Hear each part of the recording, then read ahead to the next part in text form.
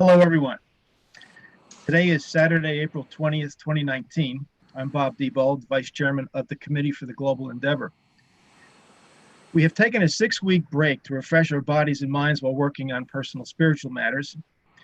But today continues phase 3 with webinar number 11 in the series of webinars on the topic of comparing and contrasting the true teachings of Jesus with the traditional tenets and practices of organized institutional Christianity. This is topic 8 in the study guide called Revelation Revealed. Its author and chairman of the committee is Neil Waldrop, for whom I am turning the facilitation of this webinar over to right now. Neil, over to you.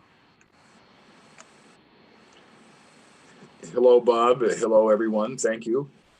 I am delighted to be with you again today. I'm delighted that we are able to begin phase 3 of our series of webinars concerning topic 8 of Revelation Revealed. We have had many interesting discussions thus far, and I am confident that the series will continue to be rewarding, not only for participants, but also for viewers. As a mechanical aspect, I would comment to viewers who may not have the document Revelation Revealed at hand, that if you do not, it would be very wise for you to download the document Revelation Revealed from the website of the Committee for the Global Endeavor. The citation is as follows: www.globalendeavor.net. I say again, www.globalendeavor.net. Global Endeavor is treated as a single word without any space or punctuation. The link to the document Revelation Revealed is toward the bottom of the homepage. In addition, since the possibility of viewing our webinar on YouTube does not include any possibility for you to ask questions while we are conducting our webinar, I would like to mention that if you wish, you could send a question about our proceedings or about something that someone says to the email address that is listed at the bottom of the homepage of the Committee for the Global Endeavor, namely info@globalendeavor.net. Such a question would preferably pertain to the topic that we are discussing, or something that someone said, or just an idea of your own that occurs to you as you are watching. We reserve the right to edit your question if we decide to use it. The idea then would be to give all members of the panel the opportunity to comment on your question or the issues related to your question, not just me personally. So here we are. As Bob said, this is the first of our phase 3 of webinars, and we are starting today at the top of page 103 of Revelation Revealed with the heading Theology, specifically Theology, Its Value and Limitations. It begins with a very short paragraph that serves as an introduction to the ideas on the page. I will read that paragraph. Theology receives decidedly mixed reviews from the authors of the Urantia book. On the one hand, the revelators note that theology is the only discipline that can aspire to explain the logic and psychology of belief. On the other hand, one of the authors points out that religion produces theology, not the reverse, and that when theology masters religion, religion dies. So the rest of the page consists of 6 excerpts from passages in the Urantia book, which we will proceed to discuss. For the purposes of this proceedings, I would like to take them in groups. Let's consider the first 3 passages, and I wonder if, Stephen, you might be willing to read all 3 of them in sequence. Each of them is just a relatively short paragraph. You're muted at the moment, so you need to unmute yourself. There we go. I'm sorry, are you speaking of the first 3 listings in blue here? Yes, religious experience, psychology may indeed, religion persists. Those 3 paragraphs, please. Religious experience, being essentially spiritual, can never be fully understood by the material mind. Hence the function of theology, the psychology of religion. Psychology may indeed attempt to study the phenomena of religious reactions to the social environment, but never can it hope to penetrate the real and inner motives and workings of religion. Only theology, the province of faith, and the technique of revelation can afford any sort of intelligent account of the nature and content of religious experience. Religion persists in spite of revolutionary changes in religious beliefs. Theology does not produce religion. It is religion that produces theologic philosophy. Thank you. In effect, these three paragraphs that we have quoted, one from a divine counselor and two from a Melchizedek, establish that theology is important and it does contribute positive values. In the quotations later in the page, there are some second thoughts and some limitations that we will discuss. But I would like to start first with a question to our panelists about what they perceive to be the positive value of theology in terms of enhancing spiritual experience, or at least creating a degree of awareness of what is going on that one might wish to try to explain to someone else. Theology consists of words, and obviously one cannot express the inner experience to someone else except by using words. So, Bob, I wonder if you could comment on that and whether what I have said makes sense. So please feel free to give it your own interpretation or explain how you think theology does make a positive contribution. Well, I do think theology makes a positive contribution. These three paragraphs here, and we've talked about this before, make a distinction between religion and theology, obviously. Theology, which is the psychology of your religion. Without determining true religious experiences, true faith experiences, faith being having to be lived in order to be experienced, whereas belief may translate into an intellectual exercise. What we're talking about is a living experience, and sometimes religious experiences are so sublime that you can't describe them. What I found interesting was the second paragraph there that Steve read by the Melchizedek, where it says only theology, the province of faith, and the technique of revelation. So, here we are dealing with the fifth epical revelation. Are we, I said to myself, are we dealing with the theological aspect also? Do we have to understand the theology of this enhanced cosmology that we're dealing with? And I say yes. I think that's the positive part of it, is that we've got to move in between these belief and faith areas, and to be able to rationalize and to bring to ourselves understanding. I think that maybe this entire webinar series, we've discussed lots of subjects. We've discussed personal experiences, personal religious experiences, but yet we have to look at the history of things, like we've done in the last 3 or 4 webinars before this one, to really build upon some intellectual exercises which have to happen.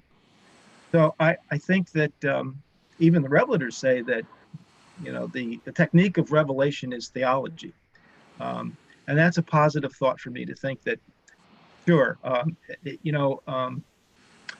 hopefully our religious experiences will grow, and at the same time our theologies would have the statement that religion dies when theology takes it over is something that I've thought about also. So yes, quite positive. It's the technique of revelation, and it's the province of faith. Over to you, Neil. Thank you. Doreen, would you comment on these aspects, either picking up on something that Bob said or maybe that I said? I would like some kind of comment from you contrasting the positive value of theology as a help in understanding what is happening, perhaps with the negative value or the negative disadvantage of theology as a constraint, imposing one's own view on someone else. And whether you see that these two things are so closely linked as to be inextricable, or can we focus solely on the positive side? Well, to begin with, it's funny, we had this discussion on our study group, a little bit of it. One of the gentlemen that attended said he had a disagreement with someone and he thought he was right. And before he went to bed that night, he prayed to God to give him the answers in his mind, because it's really difficult to know, to be objective about your own thinking. And when he woke up in the morning, he said he was so humbled because the answer came to his mind, and however God speaks to you, said he was wrong, and he did apologize. I find that, yes, you just exactly what Bob said, that you have experiences, but you have no way to understand them. And you do have to, if it's possible, you could find answers to some of the things that you read. Now, I had read many things before I ever came to understand what the experiences are, but that's just somebody's personal religious experience. It doesn't mean that everybody's going to experience the same thing. So when I realized that, I tried to explain, and I had the experiences myself. That's what I needed to find out. And that's where the beautiful revelation came in. It described so many things, but previous to that, I used to read a lot of other stuff in my search for truth. And in that search, I had to know if what they're talking about was real. Because it's, when people say, well, this is what happens, or that's what happens to them, and God spoke to them, but Jesus appeared to them. Well, I don't know if that's true or not. I never would accept anyone else's ideas. Maybe, except if when Jesus spoke, that there is a resonance that happens inside of you, that you know that when truth is spoken. But when you're reading about just laymen or anyone else that's experiencing, I had to find out. When I found out, now I needed explanations. And it's not easy to understand, because it's really a growth experience. When you read all this, and there's beliefs, and there's really a knowing. There's an inner knowing, and you try to share that and ask, am I bizarre or weird?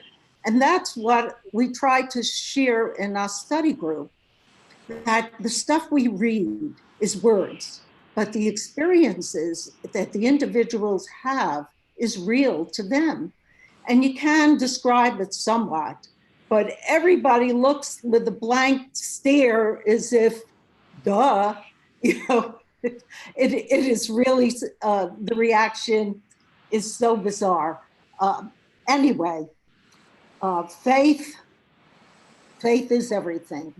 Well, it fosters, your love and survival. To have that, it gives you something, of course, that we'll discuss, to hang your hat on for the future, how to live your life. So, yep, I don't know, probably I didn't answer your question. I never do, but anyway, that's what came to my mind, and that's what I wanted to express right now. Well, I would say, Doreen, that you made a good step of walking around it several times.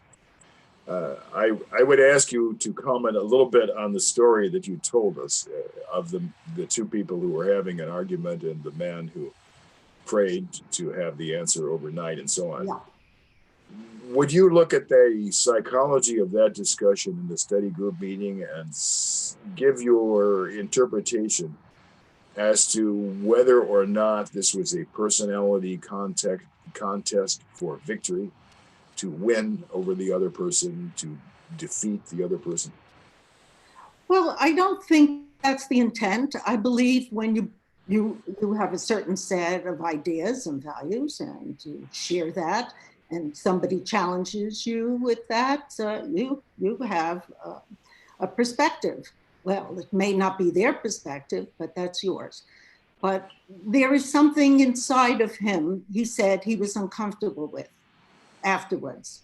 And it really bothered him. And that's when he prayed that God reveal, because the thought adjuster works with your mind during sleep. And please reveal the truth to me, because I just am feeling uneasy. Is that the question you're asking? It's pretty close. I'm looking for your interpretation of the psychology of this discussion. Did the two people who were having a disagreement seem to be seeking to demonstrate mental superiority one over the other? I'm not sure how men think, and he's a very fine person. Well, we'll say that we're not sure how women think. How's that? That's for sure. So we're going to fix that one day. But nevertheless, no, I think he truly was uncomfortable, that he felt something inside of himself that he was not satisfied with. And it wasn't the superiority over another person. We experienced that as well. But I knew what he was talking about, because I've had many experiences like that, and some really, really profound, where I could not function until for 2 days, because something traumatic happened to me. And when I prayed and prayed and prayed and meditated, and usually that always works, well, it didn't work. And so I sincerely, and I meant sincerely, I was paralyzed. I couldn't work. I couldn't think. My whole life was turned upside down. And then it came to me, whatever decision I would come to would affect everyone else in my life. It would affect my husband, my children, my workers, my business, everything. And so therefore, to me, there is something deeper and reflective inside of you. And the answer came to me on the second day. And the answer was absolutely perfect. It would have been nothing that I would have thought of as a material-minded person, nothing. And I could only say to you that it was absolute, the right thing to do down the road. Everything worked out without a hitch. So is it psychology? No, I believe God is real and really does work inside your mind at certain times, if you're very receptive and sincere to that leading of the Spirit. That's it. I don't know what else to tell you with psychology, I think that was very persuasive and actually rather inspiring, Doreen. Thank you very much. Charles, I would like to turn to you with the additional element of asking you to comment on the relationship between, shall we say, explanatory words of a theological character as opposed to the ego gratification of asserting superiority over someone else, and whether this line is difficult to draw or is perhaps problematic in the experiences that you've had. Well, as that specific question, you avoid judgment, or judging the individual is a way to keep the self from being a bully to someone else, and to strive for some degree of objectivity with your own thinking, your own ideas.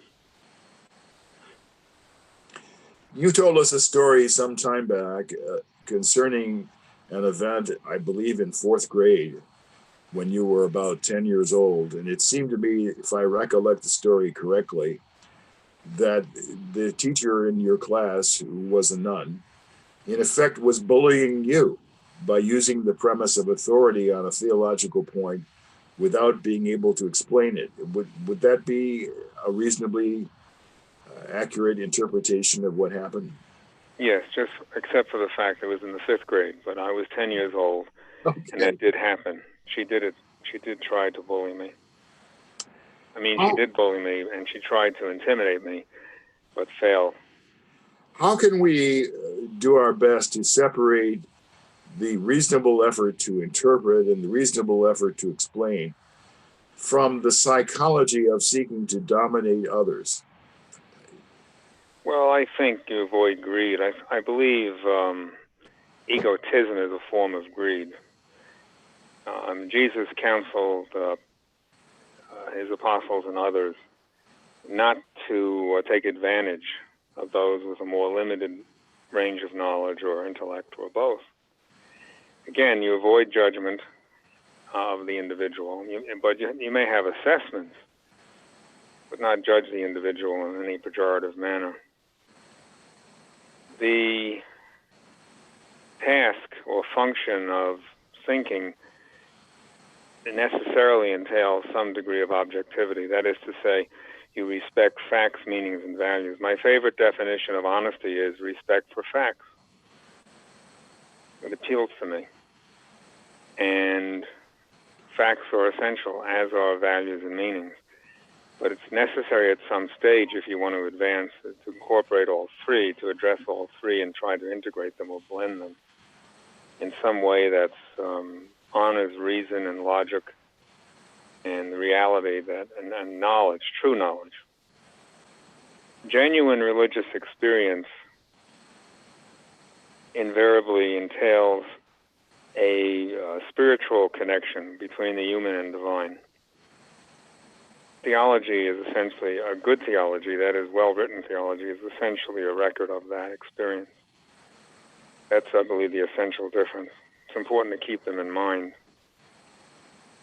If you want to avoid this particular kind of greed, then you need to, that's partly ethical, the problem, it's partly spiritual, possibly, if not ethical, moral, but in any case, we respect the other person. I never, for example, did what that sister did to me, the nun did to me. I never talked down to any of my students in the 43, 44 years of teaching, mostly high school, public high school. I never took advantage of them. And wherever else I did that I would undo if I could, I didn't do that. I avoided that kind of error. And a theologian who emphasizes the intellect should be mindful of the heart and the soul as well, mindful of the actual experience. It reminds me of what Thomas Aquinas said. He had an experience toward the end of his life that made everything he had written so much wet straw. As far as I know, he never revealed what the experience was. In any case, he said he had it. So theology has its place. I agree with Bob, it has its place. If you look at heart, if you characterize human perception and expression as heart, intellect, and soul, it would be in the realm of intellect. That's where its natural place is. You don't need to be educated or smart to have a reaction of the heart. Any good preacher could tell you that with any congregation. You could have 88 IQ and still have, like the Alpheus twins, a reaction of the heart and be loyal and sincere.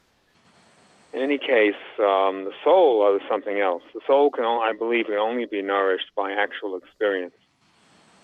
So the theologian is faced with the problem not only of objectivity, but of balance. Balance between the heart, the intellect, and the soul. I see that as an opportunity. It is a challenge, but I see it more as an opportunity than, say, a burden.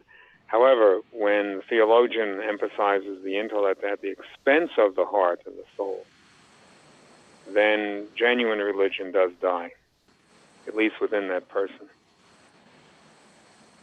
So to keep it alive, the keys, and in addition, objectivity of intellect, because facts should be respected. There's no room in this for superstition or delusion. To respect and to maintain that balance between heart, intellect, and soul, I couldn't emphasize that too much. Thank you, Charles. I would like to turn to Stephen. He began the reading of these excerpts, but now it's his turn to comment on the balance of advantages and benefits that we derive from theology and how we can maximize those advantages while diminishing the degree to which individuals exploit the techniques of theology in order to achieve or express psychological domination over others. Stephen? Yeah, I think I'll approach that question in a particular way.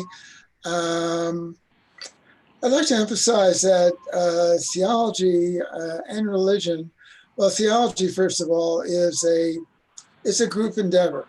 Theology does not get created by individuals. It gets created by individuals working in dialogue with other individuals. Theology is a sociological phenomenon. And since it represents religion, religion is also a sociological phenomenon. So these quotes only talk about psychology of religion. And I take that to mean individual, the religion as an individual phenomenon. I take religion to be primarily a sociological phenomenon, and which individuals participate in. And certainly if you look at the history of theology, at least in the Christian tradition and probably in any other tradition, theological ideas don't spring up ex nihilo in the mind of any individual person. It's part of an ongoing dialogue in time and space, and so is religion. And if anybody thinks that their religion or their theology is theirs, they're wrong. And so I just like to emphasize that aspect, that theology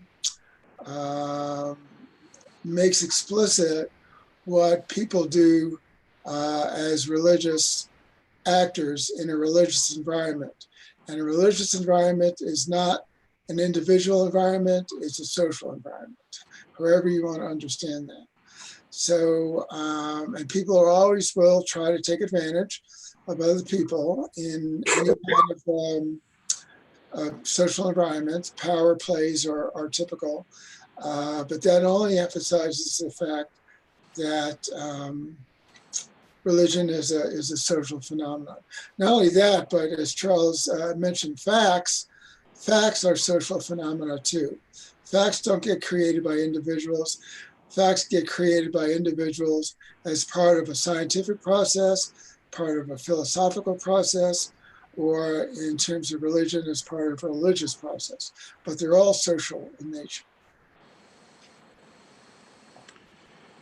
It's interesting in listening to you that I do not have an impression of underlying practical reality. You seem to be treating these ideas as if they exist purely on the mental level, but isn't there a connection to practical reality?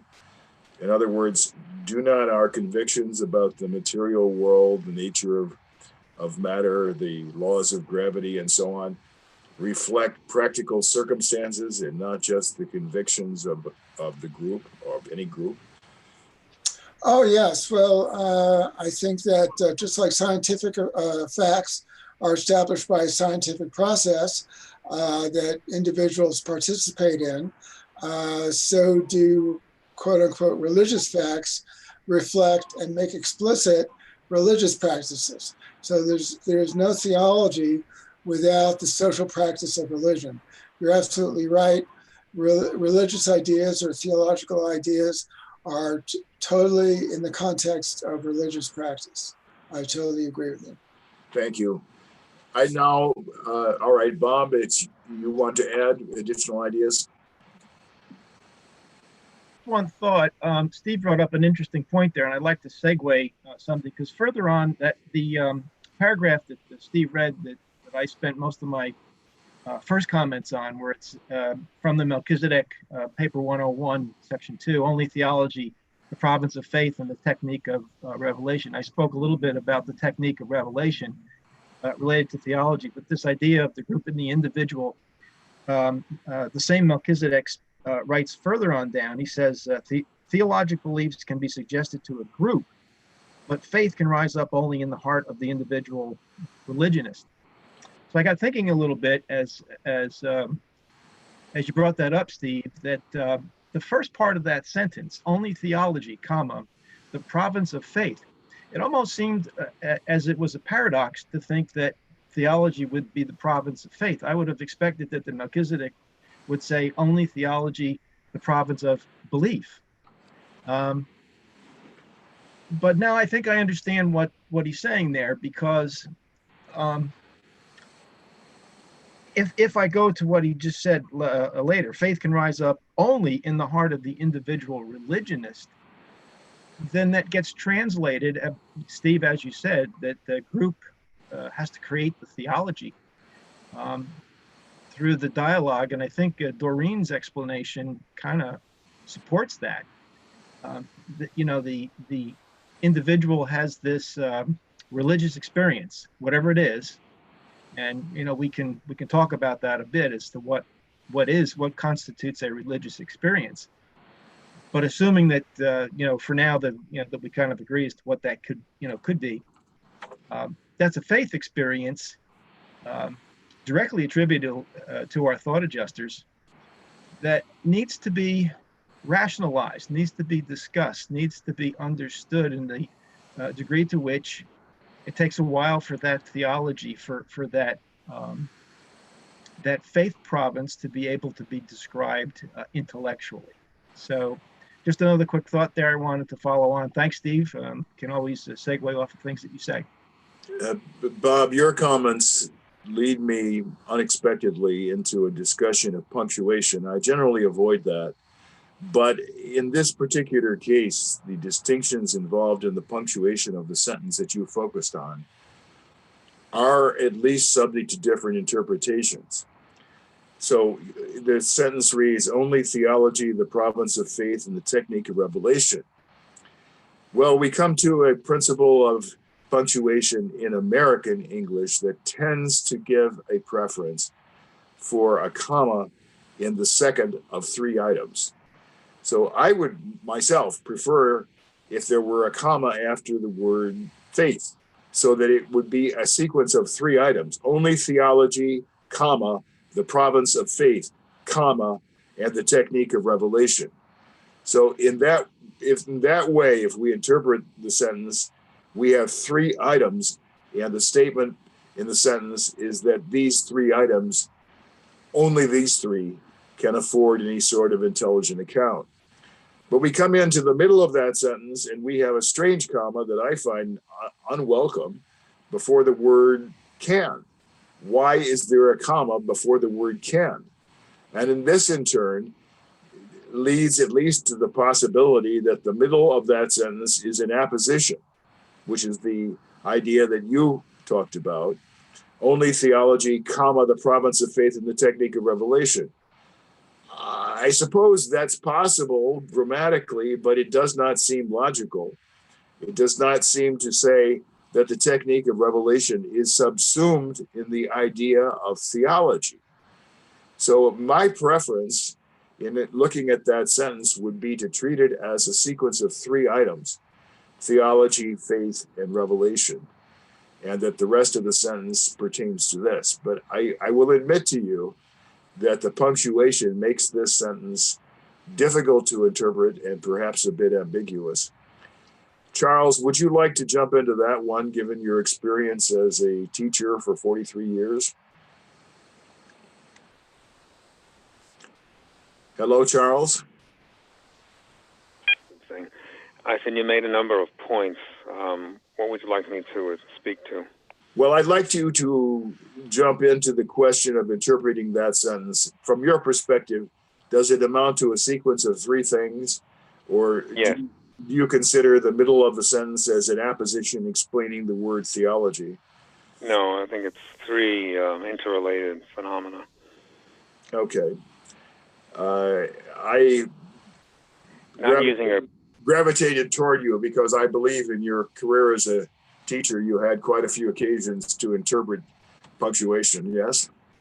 I'm not using a comma after faith is okay. I mean, it's so long as the writer is consistent in that regard. But I think theology is is not the province of faith, albeit they are interrelated. And the technique of revelation is very broad and very deep, and does go beyond faith.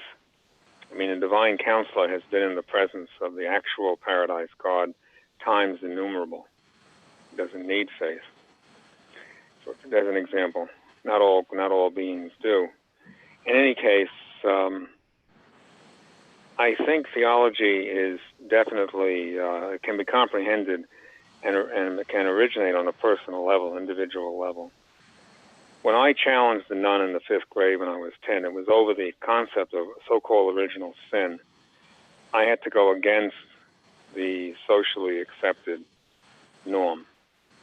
That is to say that what the nun's statements, theological statements, were fact with real meaning and had worthwhile or had value. That was the norm, and she was not to be challenged by us students.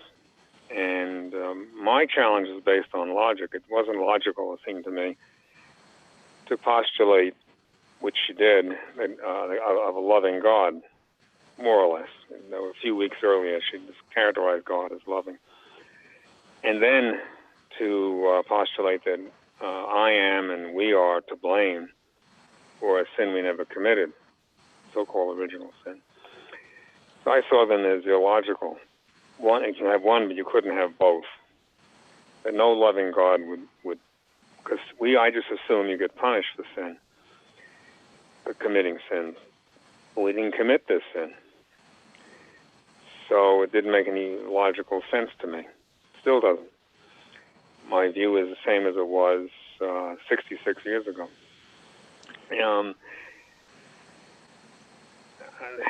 A lot of other points come to mind, but theology, again, it has its place. Its greatest strength is also its greatest weakness, potentially. If it's exaggerated, it tends, I think, the people I've known who overemphasize, let me say again, overemphasize theology, in my opinion, overemphasize theology, tended to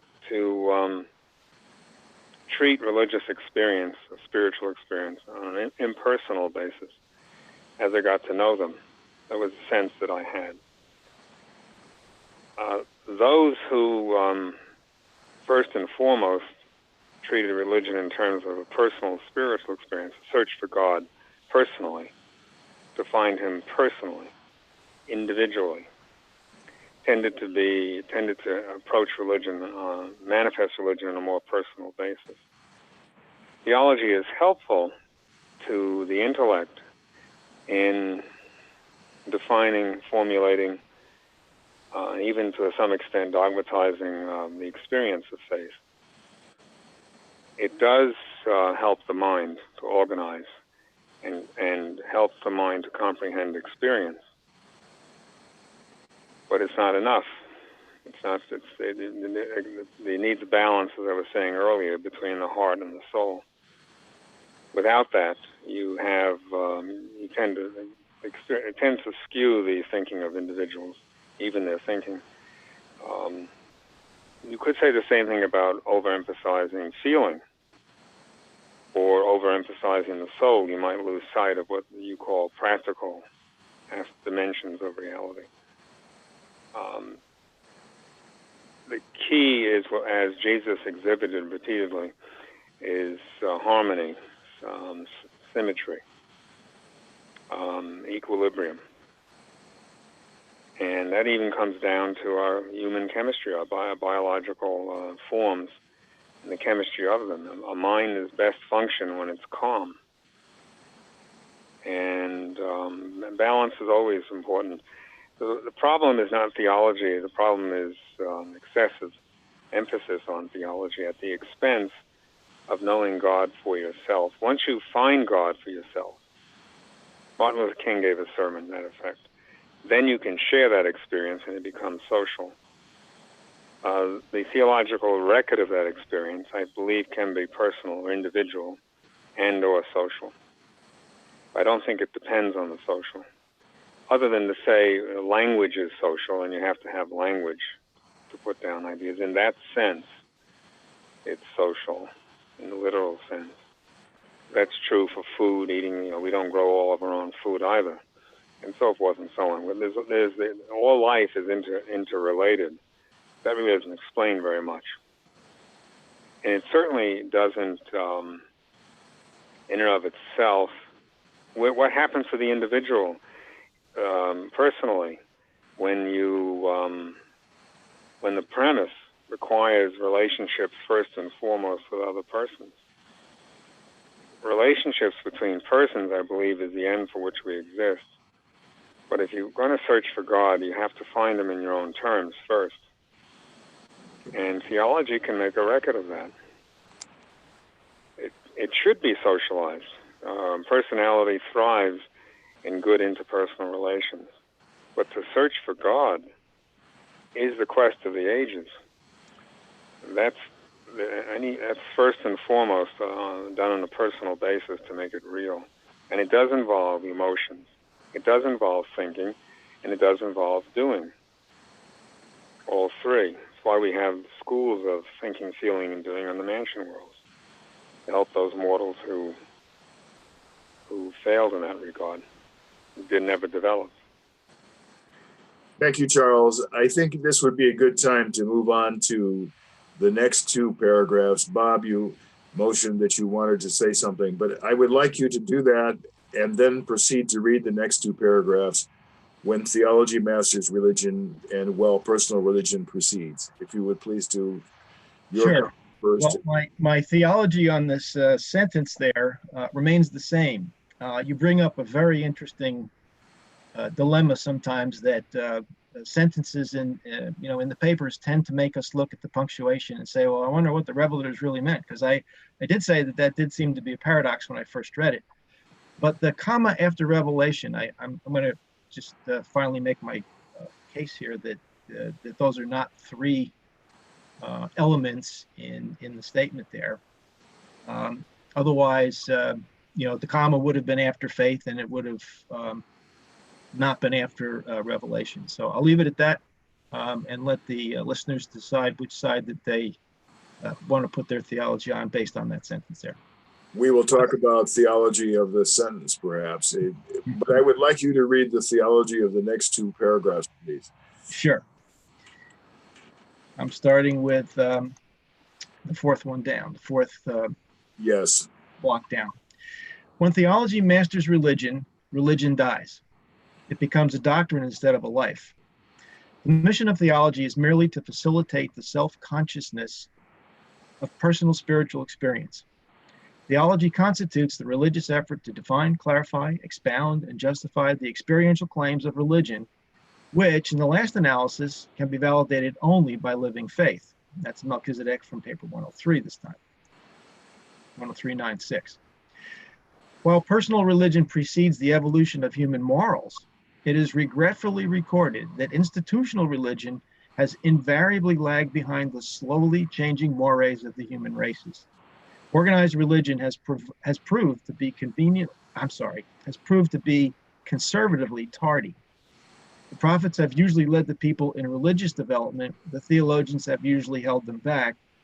That last sentence was bolded, emphasis added by you, Neil, and Melchizedek from paper 102 this time, 8.6. Theology, the last one, theology may fix... No, I'm sorry. I want to save the final segment for a subsequent round of discussion. Okay. These two quotations, in effect, highlight certain limitations and certain shortcomings, at least as theology is practiced. And they correlate to some degree with earlier comments by Stephen that theological convictions and views arise in a group context of observance and belief, to some degree affected by traditions. So the question then is, to what degree the group context helps or hurts? And I suggest, as an approximation, that one of the guidelines that we can apply to that question of helping or hurting has to do with the premise of authority. In other words, from my perspective, enforcing theological conformity on the basis of authority, as the nun did in the case of Charles when he was 11, is an adverse effect of theological practice. But in any case, there's quite a bit of material in these two paragraphs. I think I would like to turn to Doreen first and simply say, here are the two paragraphs. What catches your eye? How would you like to react to what the Melchizedek has said in these two paragraphs? First of all, I never taught religion to anyone all my life until I found the Arantxa book. Never discussed it. When I found God, it was personal. I never talked to anyone about it. Nobody ever asked me, and it was just the way things were. I knew people went to institutions, but for myself, it was totally a unique thing. And my personal relationship grew and grew. And I didn't have to know, anything about it until one day I asked, why doesn't someone teach a course on God? Because I wanted to know how other people thought about him. And they said, why don't you do it? And that was my first experience in doing research and trying to present a course, how, God appears to other people. And of course, in the saints. And I took all those books out, philosophers, etc. But in the meanwhile, to me, my religion was active. It wasn't passive. I had no intermediaries, no interpreters of anything, no intercessors, as the book talks. Nobody could force that on me. Nobody could tell me what something is. It's like when you establish a connection with something so beautiful, it resonates inside of you, it fills you, it frees you, and it grows you. And I'm talking for myself. So how I understood it. And therefore, I just wanted to know how other people think about it. But that, what fosters growth? What is this that's so real that nobody could ever tell me what it is unless they've experienced it themselves? So I understood from other people, they talked about their faith, their religious faith, and that's tradition. I could not relate to any traditional religion. It just wasn't existent in my experiences because it brought such love into my life. It fosters something that is not contaminated. It's genuine. It's anything, that's true and beautiful and good. And it grows and grows and grows. So so when you talk about theology, I really, that's the study of God or the study of the soul. And yes, I did have that course afterwards and people talked about those things. And it did open my mind up to know there was life after here. I never really believed in anything. I didn't know that you exist beyond this physical life. But I still, that relationship is beyond words. And nobody could force you to find religion. It's like, can I force feed you? Can I force you to love? It's so natural and so pure and so beautiful when it's free to discover it on your own. Now, I can't say what other people experience and find it in their way. And I think that's wonderful. It just was not something that I had. So what happens, to me, it's so reflective. It grows everything inside of you, your morals, your understanding. And it's this conversation back and forth with something greater than myself that I just created in my own mind, but that was my personal religion. It's a work in progress. And I don't know what else I could say. It leads to greater service and love. And that's opened my eyes and it helped me to live and to love. I didn't know what love was. I did not know how to express anything about, the philosophy of of something that people talk about, God and angels and all this. I had seen things over my lifetime, especially when I was very young. I did see, I don't know, angels, maybe people, whatever it was, spirits, let's say. But, as a child, you put the covers over your head and you say, if they can't see me, I can't see them. And that's it, because it is like, oh my God, what is it? So to understand and study all this thing, I think it's fabulous. It didn't make my relationship closer. It helped me to understand how to go forward. And especially when I came to Jesus's teachings, it's like that was the most beautiful thing that if I listened to his words, just reading it, it resonated in my heart and soul. It became alive in me. It was extraordinary. Now, if I just read it from somebody else that said it, okay, it wouldn't have had the same power. I don't think so, because I read a lot of philosophers and it was interesting. And I thought, oh, well, if that's true, let me find out myself. So for me, everything was an exploration of self-discovery, and that self-discovery cemented my whole foundation for going forward in my life and to learn what I had not learned previous to that. Thank you. Charles, as Bob stated when he read these paragraphs, there is one sentence that appears in bold, and he was quite correct that I was the person who decided to put them in bold, since I put that sentence in.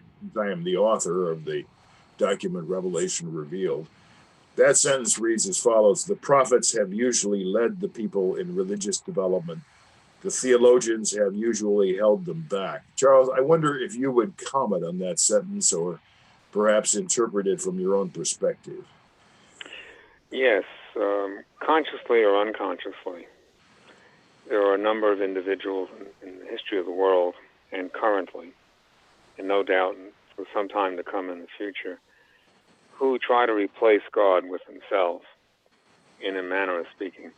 You see it in the political life of dictators, same kind of impulse.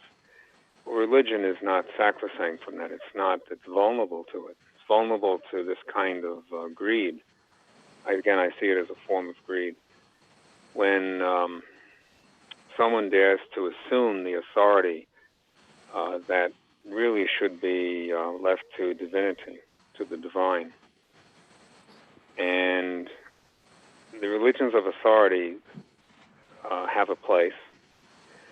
They serve many different functions and have done a great deal of good in the world. But it's come at a high cost. It's come at the cost of personal religious experience, actual personal religious experience. Something along the lines of what the thread that Doreen just articulated on. The actual experience of finding God is always first and foremost personal.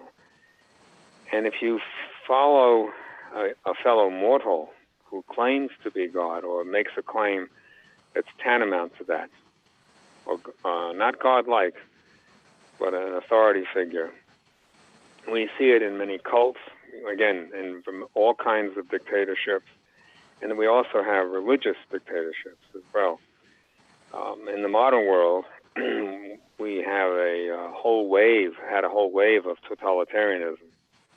And so anyway, authority, I agree with you, Neil, that authority is at the core of this. And the problem is not authority. It's this overweening authority, this business of assuming that you are either you're a spokesman directly for God, and there are prophets who are, but they don't come, they're not a dime a dozen. And there are many false prophets, many false prophets of all kinds, politically, economically, religiously, scientifically, and so forth, many. So I think that's the problem with authority, particularly when religion, there's a great deal at stake. One's eternal future is at stake. That theologians generally hold back people in religious development instead of when they should be advancing them. They make the wrong judgments, or judgments they shouldn't make in the first place. Instead of being content to offer what insights they may have, or foresights, wisdom, they go beyond that. And as soon as they go beyond that, that is going to interfere with people's personal and social development, religiously speaking. That would apply to moral development as well. It's been in the news that many of the organized churches in the United States are losing attendance. This happened in the 18th century, that I'm certain of, I'm aware of. I think many people are seeking something. They know something there's an explanation for the world and its turmoil, but they haven't found it, and they're not finding it in the organized churches. Lots of them, unfortunately. The opposite was true in many of the active churches during the civil rights movement that I'm familiar with. They were engaged morally and to some extent spiritually. For example, they always prayed before doing something, before a protest. They wanted to reconnect. It's no coincidence the civil rights movement was created and led by preachers, beginning in Montgomery, Alabama in 1955. So authority has its place, but not when it presumes to speak for the divine. That's very chancy. Again, and it's complicated because there are individual men and women who do indeed, I believe, who have indeed spoken genuinely for the divine. But they're not divine themselves. No mortal is. The divinity is within each of us, but we're not divine. The eternity possibility is what the adjuster offers, while we offer a personality possibility to each adjuster. So, I am just to close out for now. A balance is needed between thinking, feeling, and doing. If theologians respected that, they could do a lot better, I think, for people, for society, and for themselves individually. But when you balance thinking, feeling, and doing, consciously striving for God consciousness, when you achieve a measure of that, and Doreen is correct, none of us can evaluate that. None of us should attempt to judge that. Even the person experiencing it at some point will not understand it. That kind of balance, which is personal, first and foremost, it can be shared socially subsequently, but it's discovered in the personal realm of reality. That produces what is referred to as, quote, peace that passes understanding, close quote. That and the fruits of the Spirit, I suppose that's the ultimate fruit of the Spirit, is what theologians should contribute toward, not something less than that by doing more than what they ought to, or doing it in a manner that's unbalanced. Thank you, Charles. I now would like to turn to Stephen, and I will say in advance that my awareness of his general opinions and orientation leads me to infer that there will be aspects of these two particular paragraphs that will not be entirely welcome to him. We are talking about the balance between individual beliefs and group structures, group authority, as embodied in organized religion. And this is going to be a balance, or at least an attempt at a balance. In reacting to these two paragraphs, I would ask him to include a reaction to the second sentence in the first of the two excerpts that Bob read, namely, the mission of theology is merely to facilitate the self-consciousness of personal spiritual experience. Having then posed the question to you, Stephen, in a way that basically gives you the right to go in any direction you want, I now turn to you.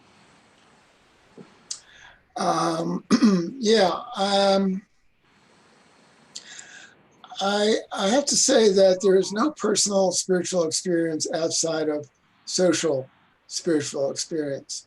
The idea that somehow Charles can say that first you develop a personal experience and then you socialize it makes absolutely no sense to me. We cannot have any experience outside of our socialization as human beings. The only people who do not have a social context are these young, children who have been found from time to time living in the forest with animals, and that is what I would call outside of socialization. Personalization and socialization are two sides of the same coin. One does not precede the other. To say that you're self-taught, in my mind, is an oxymoron. Nobody is self-taught. It's absolutely impossible to be self-taught. As long as language is not an epiphenomenon, language is the essence of how we are what we are. Okay, to say that we have language is to say that we're primarily social beings, and we derive our personal experience from language and socialization. So to say that one precedes the other, it makes no sense to me. There's a difference between a personal experience, which is in essence a social experience, and individual experience, which is less socialized, versus an experience of those children who come out of the forest with no language. They are truly atomized individuals, and they have no language. As far as authority goes, authority is not a theological phenomenon. Authority is a human phenomenon, and authority can be exercised in any realm, any human realm, because it's part of being a human being. People like to exercise power over other people, whether it's in the realm of religion or politics or economics or whatever realm you want to talk about. Authority will raise its ugly head. So it's not unique to theology. So I just disagree that you somehow magically build up this interior spiritual experience outside of any socialization that helps to formulate that. And I'll just finish by saying all prophets have existed with a knowledge of their theological environment, past and present, and maybe in their case, future. And all theologians have been inspired by prophets. And so I don't see that as a bifurcation. I regard those two aspects of religion as being mutually supportive. Thank you. Bob, it will now fall to you to make the last set of statements about these two paragraphs. You read them, and so I wanted to hear from the others first. I think the underlying issue here, as voiced by several of our panelists, and in my opinion correctly, is the relationship between individual personal experience, a personal faith, and statements of theology that may be something that one volunteers oneself, but they may also be something that comes from outside, from a group context, from a group situation. And I personally would agree with Stephen that somehow we have to express ourselves in relation to other human beings, that we're all in a group, we're in humanity. We are not isolated individuals, but the relationship between personal spiritual experience and the convictions of a group expressed in theological principles, it seems to me, are at least in a relationship that I would call tension. So I would like you to comment on any of that you wish, or indeed, Bob, to pick up on some remark by someone else at your preference. Thanks, Neil. Let me hold that thought of tension. I thought I would finish this section here with just two stories that I'll leave to the listeners as to how it fits and how it fits what we've already discussed about theology versus group versus individual. The first one is we had a study group in Northern Virginia. We still meet every so often for at least 15 years or so, and we went through the entire book 1.5 times. One of the participants, and it was an individual that I worked with, told the story that he was pretty much an agnostic, and was sitting on his back porch one day, and he was his porch faced the ninth green on a golf course, and he had an experience that he couldn't really explain to us. It was pretty sublime, and he said at that moment, he said, I knew that the Father existed. He said, I didn't know exactly what had happened there, but I'm absolutely positive that I had some kind of a spiritual experience. And of course, as we were studying the papers, you know, he likened that to his thought adjuster getting through and saying, hey, buddy, it's not a good idea to be agnostic. By the way, the Father is really a loving Father. And he walked away from that as an individual experience. He was in search of what the heck that experience was, and went to group seances. He went to lots of things that just didn't ring truth, as Doreen speaks. You know, once you feel the truth, you know what it is. And it wasn't until an inadvertent discussion that we had in our office one day that I was looking for a study group when I came down from New Jersey to Washington D.C.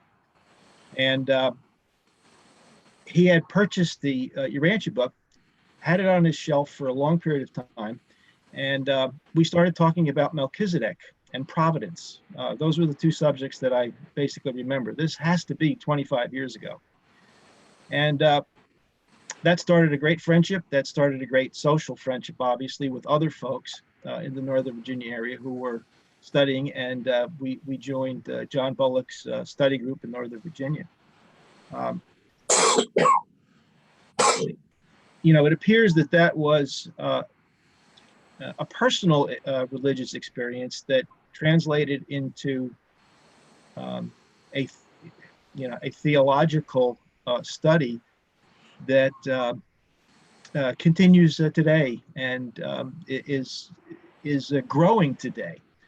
We clearly understand. I think everyone that was in that group, and clearly, the individual that I'm speaking of and myself, clearly understand that our theology is not going to master any of our religion. I think mastering means that you feel as though that you've accomplished it, you got it all figured out, and it's done. Well, we, clearly from the papers, we realize that it's not going to be done. So that's my first story. The second story has to do with our facilitator, our mentor for the study group.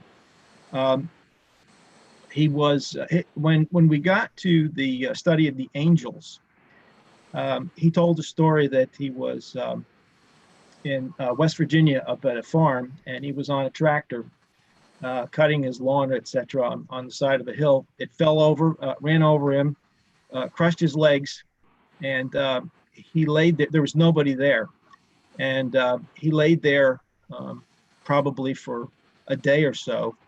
And being that he was an opera singer, he decided to just continue to sing so that he could not, so that he wouldn't go, into a fainting or basically die, because he felt if he lost consciousness, he would die. Well, in that time, he saw these strange figures that were preparing, that totally ignored him. He was hollering at them. And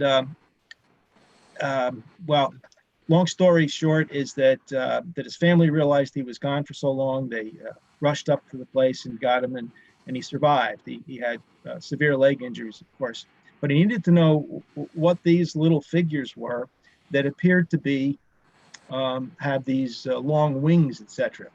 And there's two paragraphs that someone brought him the Rancher book while I was in the hospital, and he said that was my experience. And it was the discussion, call it a theological discussion, of the transport seraphim. And let me just read this one paragraph, if I would, to kind of summate it, and then I'll finish, close off here. There are two paragraphs. I couldn't find the second one, but the first one says that as humans near death, there's this strange visualization technique where we can see beyond our normal light seeing, and in fact we can see transport seraphim. So in paper 39, 512, it says that the erroneous idea that angels possess wings is not wholly due to olden notions that they must have wings to fly through the air. Human beings have sometimes been permitted to observe seraphim that were being prepared for transport service, and the conditions of these experiences have largely determined the Urantian concept of angels. In observing a transport seraphim being made ready to receive a passenger for transit, there may be seen what are apparently double sets of wings extending from the head to the foot of the angels. In reality, these wings are energy insulators, friction shields. So I just leave that at that. That sent John on a search, and then decided that he was going to help other people to try to learn from his spiritual experience up there on the mountain, which he did. Well, I wonder if you would possibly come back to the question that pertains directly to these two paragraphs. Specifically, could you comment on the sentence, "The mission of theology is merely to facilitate the self-consciousness of personal spiritual experience"? Well, sure. I mean, it's, I think that the two stories are pretty obvious to me. The first individual who had the experience sitting next to the ninth green had an experience that he needed to understand in his own, to facilitate in his own way that personal spiritual experience. It required the social coordination, as Steve speaks, in ways that he couldn't do it himself.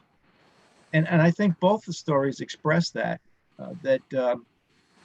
that there's a revelatory technique. There's a rational, sometimes a material, very often a super material aspect of these things that provides ways to rationalize and provide your own to facilitate the self-consciousness of that personal experience. Over. Okay, thank you. All right, Doreen, did you wish to add something? I did, if it's okay with you. Sure. I had a brief story. I saw a movie on Netflix, I think a week or two ago, and it was this pastor from Oral Roberts' church, the evangelistic church. And I guess it was in the 1960s. And he was so successful, and the church was filled with all different races, which was the first time, Black, white, Mexican, everybody attended. And it was wonderful, and they loved him. But one day he's watching the news, and he saw that in Africa, children were being massacred, women and children, one of the tribal issues that were going on at the time. And he thought to himself, wait a minute, he had to stop, and everything that he believed in, that if you don't accept Jesus Christ in your life, you're going to not be saved. And this is what he was preaching in his church. Well, when he went to church the following Sunday, and he started to say that's not true, because it can't be. These children never had an opportunity. And all over the world, they don't know Jesus. Well, they fired him. It's a documentary. It was a true story. They fired him, and he ended up, because everybody started walking out, he took away their belief system. He pulled the rug out from under everything that they were taught. And now, out of the same man's mouth, he is saying something different. And it was God revealing it into his mind. How could this be possible? These children did nothing. So he ended up starting small churches with gay people because they were rejected from the churches as well. And it didn't matter, but you have to be true to yourself and what you believe. But I thought that was such a terrible thing intervention into a realization that comes in, if it doesn't suit you in the I guess, organized religious world, that it's all about, keeping your people and telling them what they want to hear, and not necessarily, to move forward and progressively, I guess, reveal some insights. And that was it. I thought it was amazing. Thank you. I would like to use your comments, the ones that you've just made, as the entry point to the final quotation on page 103, and ask you to read it. It starts, theology may fix, formulate, define, and so on. Would you please read that paragraph for us, Doreen? Oh, sure. Theology may fix, formulate, define, and dogmatize faith. But in the human life of Jesus, faith was personal, living, original, spontaneous, and purely spiritual. The faith was not reverence for tradition or mere intellectual belief, which he held as a sacred creed, but rather a sublime experience and a profound conviction, which securely held him. 1 second, next page. His faith was so real and all-encompassing that it absolutely swept away any spiritual doubts and effectively destroyed every conflicting desire. Nothing was able to tear him away from the spiritual anchorage of this fervent, sublime, and undaunted faith.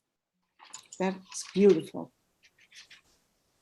In effect, a major part of this paragraph seems to be a distinction that the Midway Commission is portraying between the personal experience of faith as opposed to statements that can be described as theology. Would you take on that question, Doreen? Well, I'm not sure I know how to answer that question. There's something that is so powerful and strong within a human being.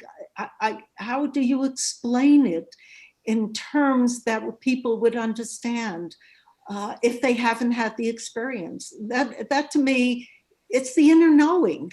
It's like God, people hear God's voice and some people see Jesus or whatever it is, but I would never presume to ever take away anything that anybody believes has been revealed to them and has helped them in their life to be a better human being. And I know God found me. That's how I found him. He found me first.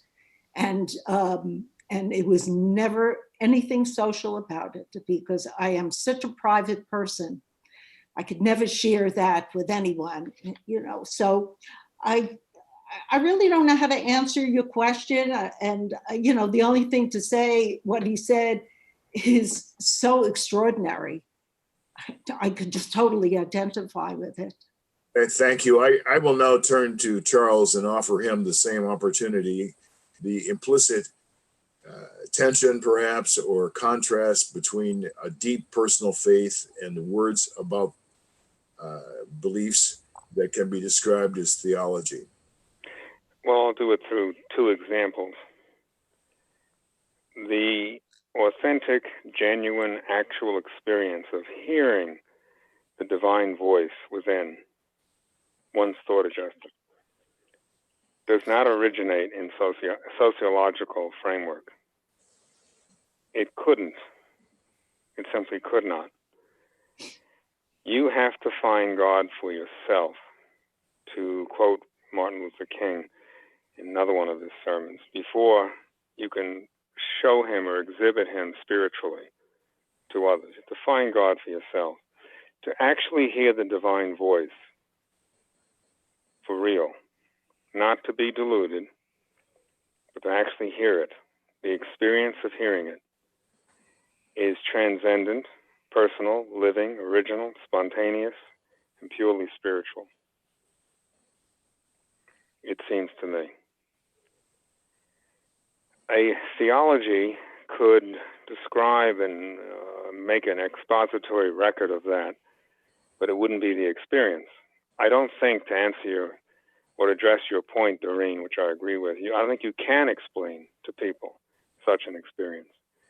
You may reference it, etc., but hardly explain it. You may describe it in a manner, speaking. The fact that language is essentially social doesn't make the experience of actually hearing the divine voice, meaning it's your consciousness, your human consciousness, has found God through him, via his voice. And so when the adjuster speaks to us, it is God's, it's the universal Father speaking to us. That's one example. Second example would be fusion with the adjuster. Fusion is personal, living, original, spontaneous, and manifestly spiritual, and as well as intellectual and emotional. It's a whole package of elements, of factors that a human being would bring to such an experience. But it's a brand new experience. It cannot be explained sociologically or historically. It can be referenced. It can be characterized to some extent. Theology can serve that function. It can alert you to the potential for it and the reality of that potential. But that's not the experience. To fuse is a brand new reality that never existed. We've heard the expression, there's nothing new under the sun. That's not true. Fusion is new. It's new every time it happens. Every time the paradise spirit that the Father sends, gifts us with, bestows upon us, to ultimately marry with us, to fuse. Every time that fusion occurs, a new and original phenomenon has happened that had no previous existence in anything social or biological. It transcends that. It is beyond understanding. Perhaps when we enter the realm of eternity after a six-stage spirits, 5 or 6-stage spirits, or perhaps even 7-stage spirits, postulate, we may have some sense of what that really is about. We will. But you could search, you could look around in your life at society and look at all manner of relationships that come under the general heading of social, or any other type of relationship. And it's not there. It's only arrives when that individual personality successfully finds God. And the evidence of that, it's greater than even faith, it's greater than the world. On page 59, it states that blankly, the divine counselor said this is something greater. This relationship to this paradise spirit is greater than our faith, and it's greater than the world. How to justify such a declaration? Well, it's easy because that spirit is perfect, absolute quality, and eternal. It may not be infinite in the sense the universal Father is infinite, but within a certain realm, in a certain sense, it's almost tantamount to that. But that experience of hearing the divine voice, and then at some point later, in time, fusing with that living voice, again, is personal, living, original, never happened before. It's not rooted in any social experience. It is super theological. It is super sociological. It is super intellectual. And it's even super spiritual. It's in my opinion, it's the grandest concept and experience that the Urantia book attempts to describe in the Adjuster Papers, in the whole book, through the Adjuster Papers. This notion of a perfect spirit indwelling the most imperfect type of mind, first communicating and then at some point fusing. so that they're virtually indistinguishable. We become virtually indistinguishable. Is, I think, the most amazing expression of the grace potential in the mortal destiny conceivable. Only a God of infinite wisdom and love could create such a possibility, such a desirability. So I would use those two examples as examples of how theology merely facilitates the self-consciousness of personal spiritual experience. It enables us then to talk about it to some extent, but to explain it, you can describe light, but that doesn't explain it, the function of light. There's a lot in reality that applies. But this is the grandest. This is the most beautiful, I think, for us as mortals, as finite mortals, conceived and beginning our journey from time to eternity in imperfection. Only something super, again, I'll stop, super sociological, super theological, super spiritual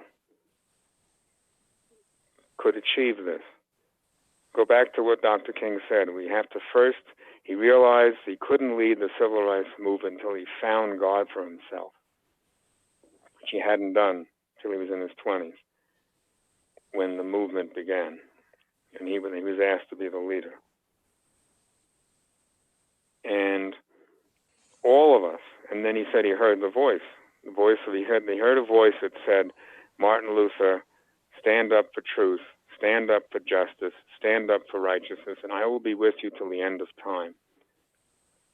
That's pretty close to the actual statement. Very close paraphrase.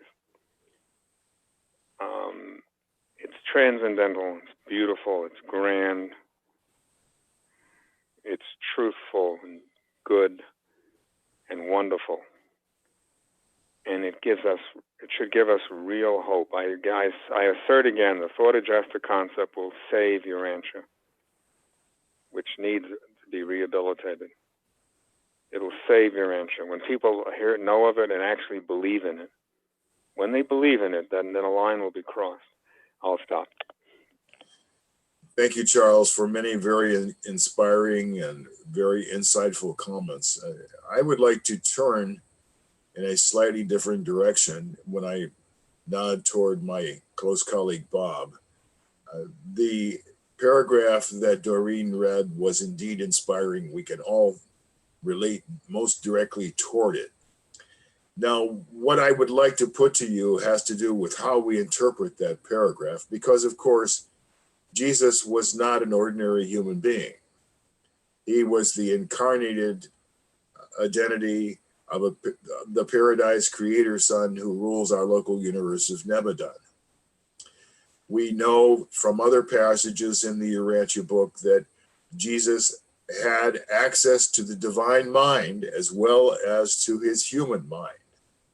So my question to you is whether we can take this paragraph regarding Jesus as something that is accessible to us, at least in part, or is this the result of the fact that he was a divine personality and therefore was able to achieve a spiritual reality that is beyond our capabilities? Bob? He was the Son of Man. He was also the Son of God, which is what he told us that we are. But first and foremost, he is the Son of Man. And I think that to try to attribute this to divinity or his divine mind would be a wrong way to look at this.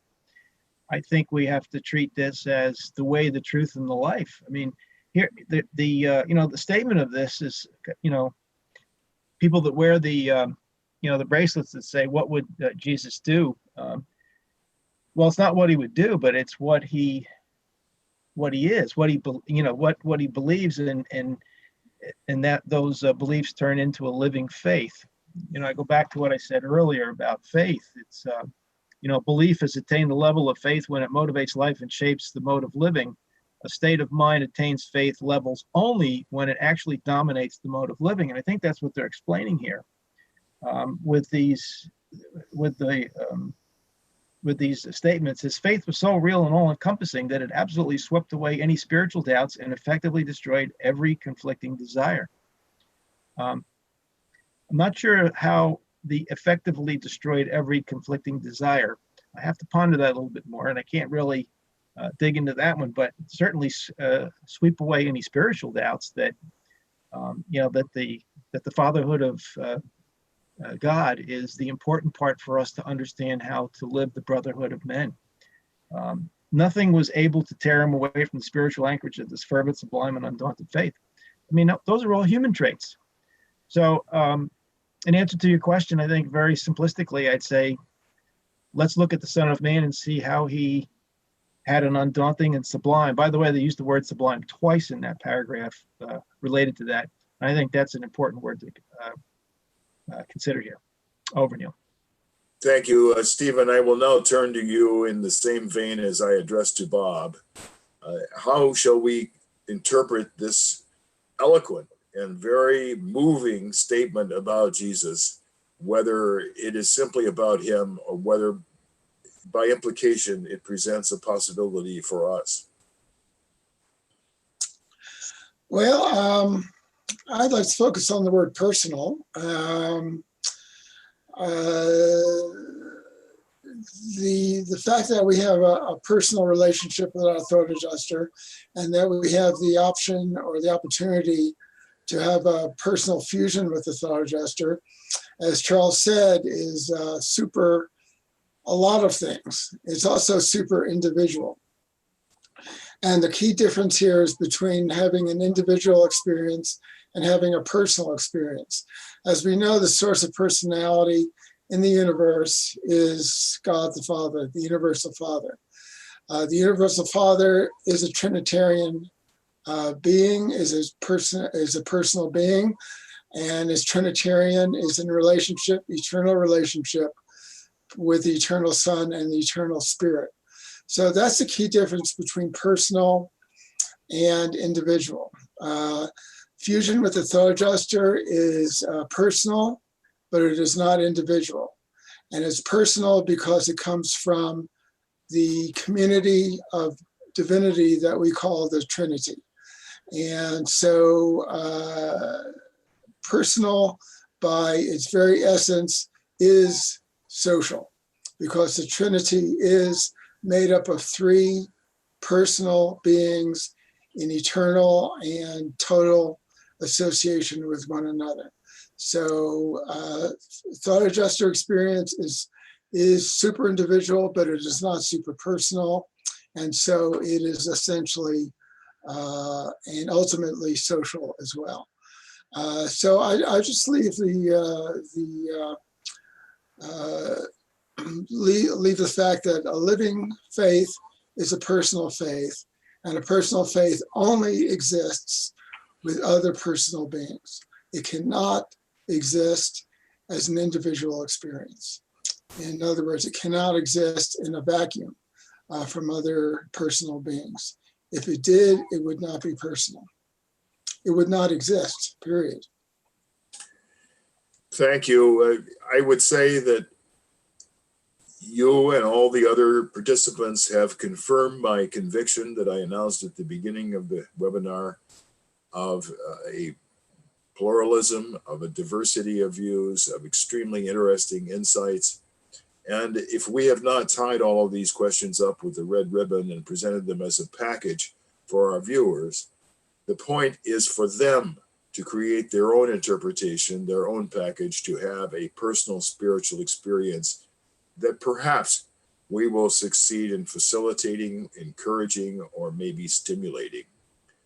So in effect, these discussions that we have been having correspond to our desire to facilitate a living personal spiritual experience on the part of our viewers, or perhaps on the part of at least some of them. Now, I would like to move to a paragraph from section 9 of paper 195. This is a paragraph that does not appear in the text of Revelation Revealed, although I did include it in the announcement message that I circulated a few days ago. For anyone who is looking at the Urantia book itself, it is paragraph 6 in section 9 of paper 195 by the Midway Commission.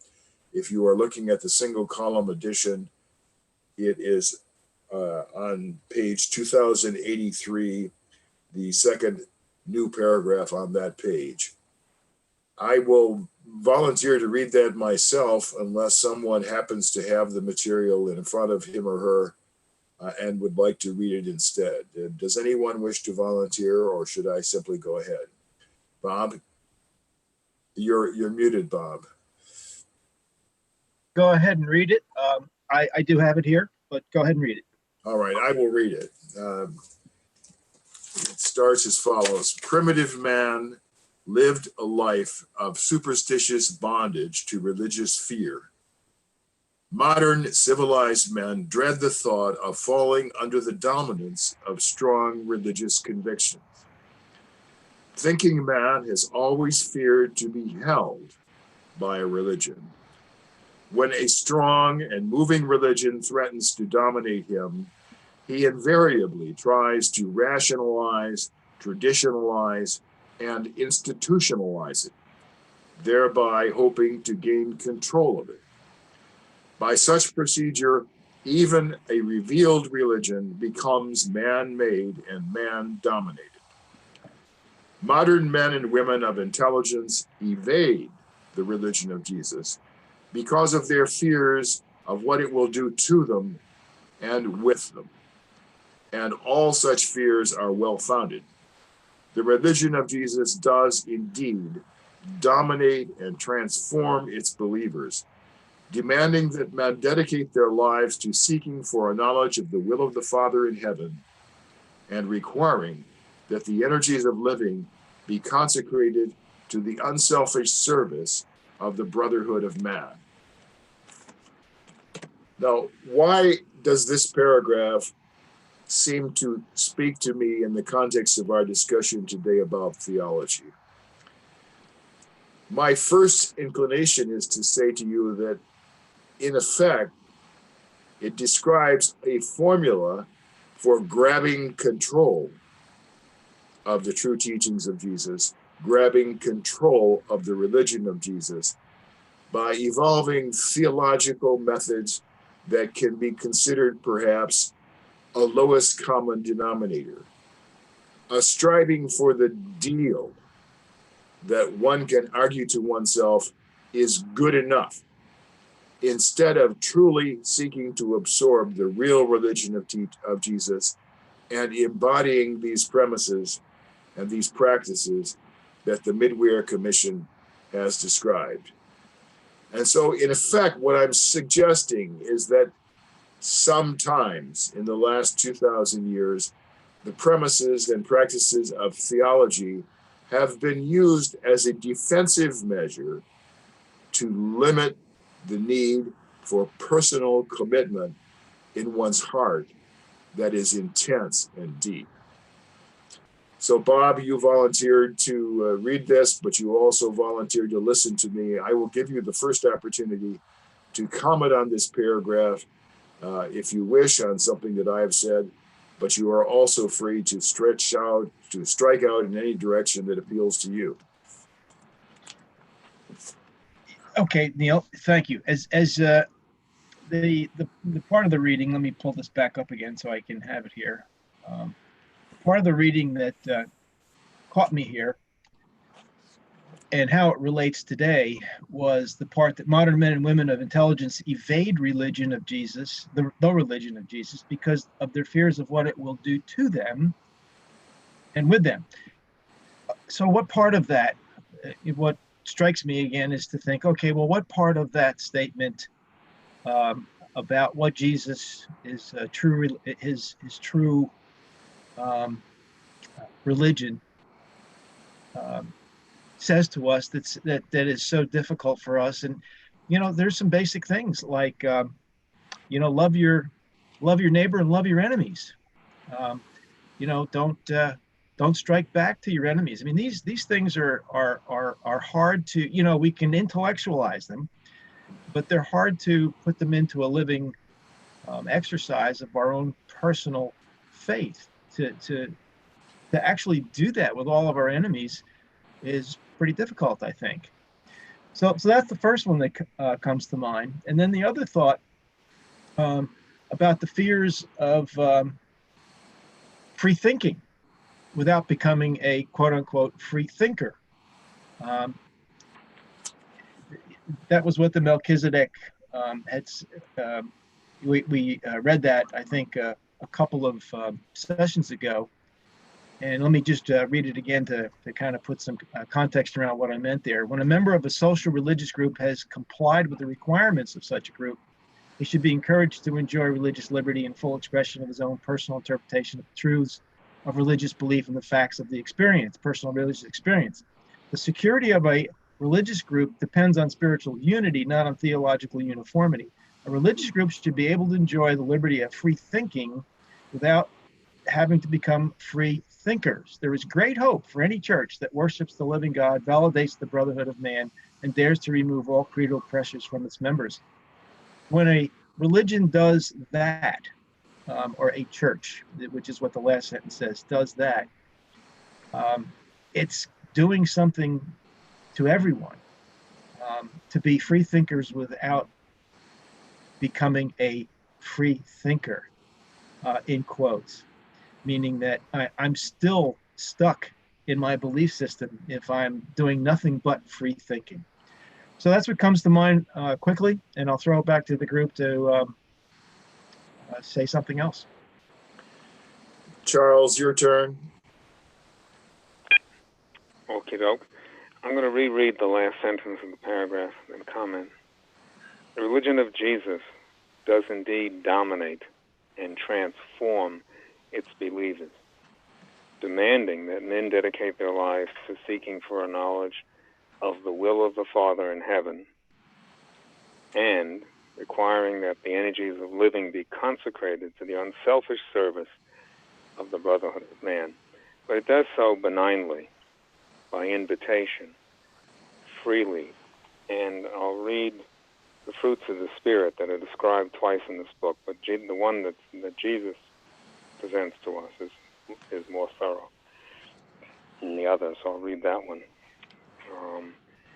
It's in the foundation copy, it's 2054, section 2, in paper 193. And it's it's embedded in the middle, around the middle of the second paragraph of that section. And the fruits of the divine spirit, which are yielded in the lives of spirit-born and God-knowing mortals, spirit-born, period, are loving service, unselfish devotion, courageous loyalty, sincere fairness, enlightened honesty, undying hope, confiding trust, merciful ministry, unfailing goodness, forgiving tolerance, and enduring peace. That's an extraordinary statement. It's no wonder the religion of Jesus is benign. Only someone who is benign would exhibit those kinds of behaviors. That the fruits of the Spirit, as Jesus presented them, listed. And I find this to be something of amazing grace and saving grace. And it, too, is beautiful. And I think the point that modern men and women tend to shy away from, a religion that is serious about eternal life, that is serious about the temple of spiritual brotherhood, that is serious about personal and individual development, etc., would be something that they would shy away from, unless they have found God for themselves.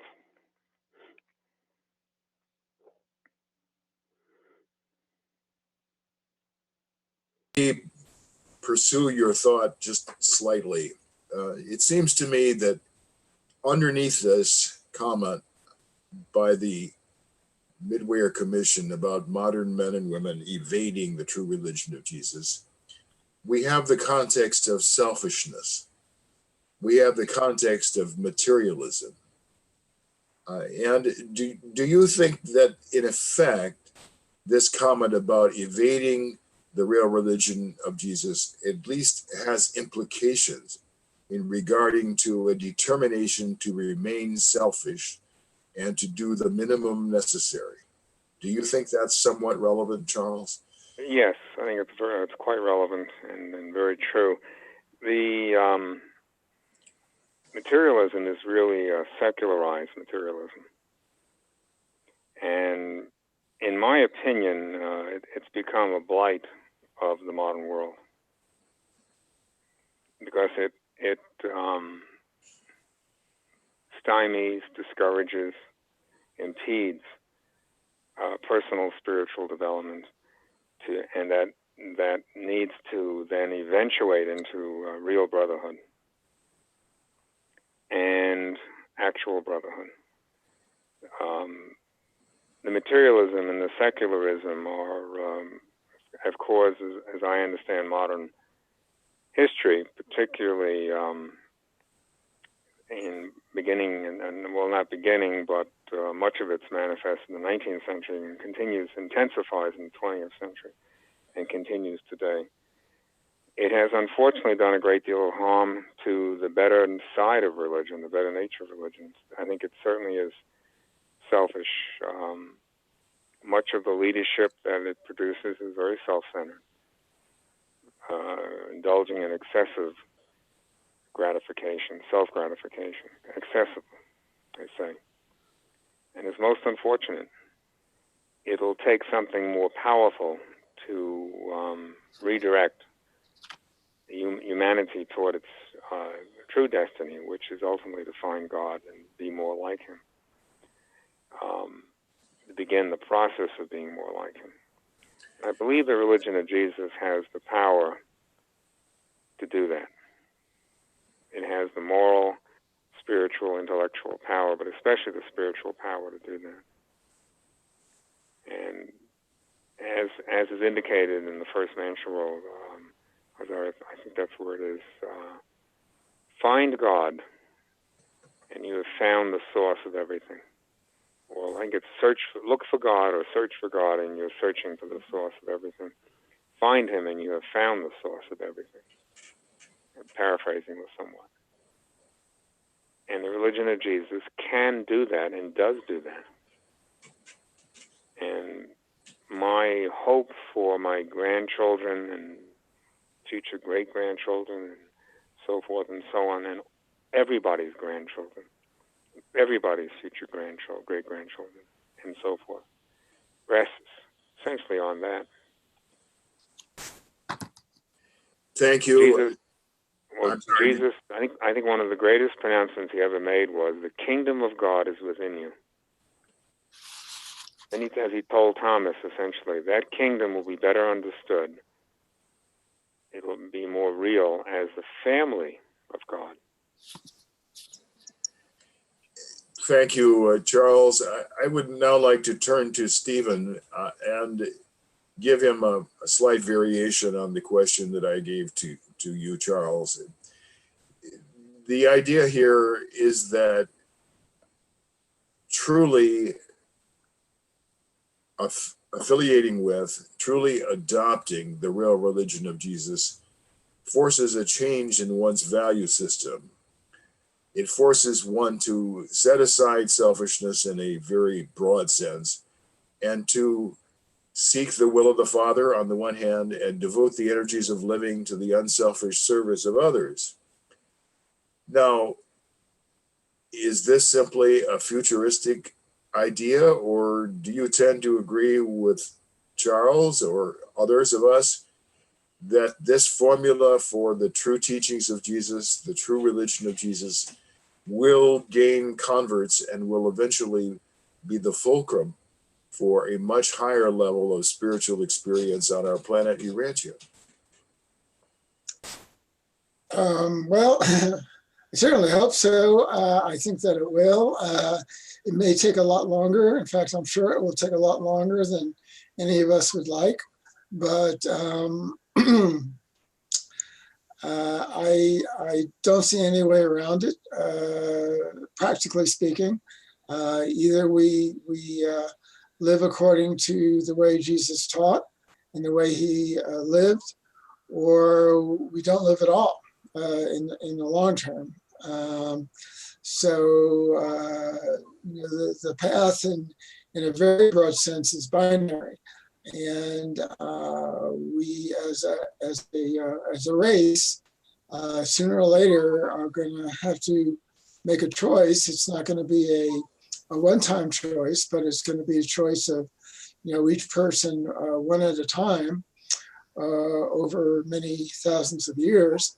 But that choice will have to be repeated and repeated and repeated. That's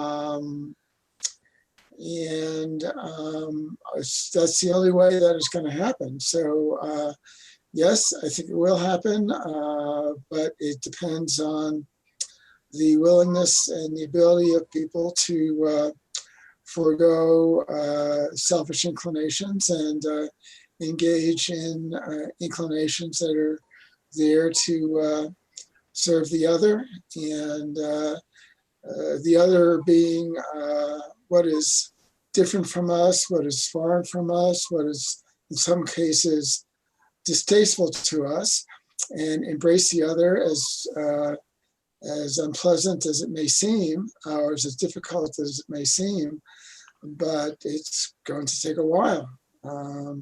Nobody knows how long. Thank you. Doreen, are you basically optimistic about this progression that I asked Steve about, on which he replied? Are we headed in that direction, we, the people of Urantia? Or do you feel that there are so many negative trends in contemporary society that viewing a positive outcome is something that will be many generations ahead of us? What do you think? Well, that's the yin and the yang, What happens is, yes, you have both. And maybe, because the religion of Jesus means struggle and effort and, loyalty, there are so many things that you can't be a half-hearted believer.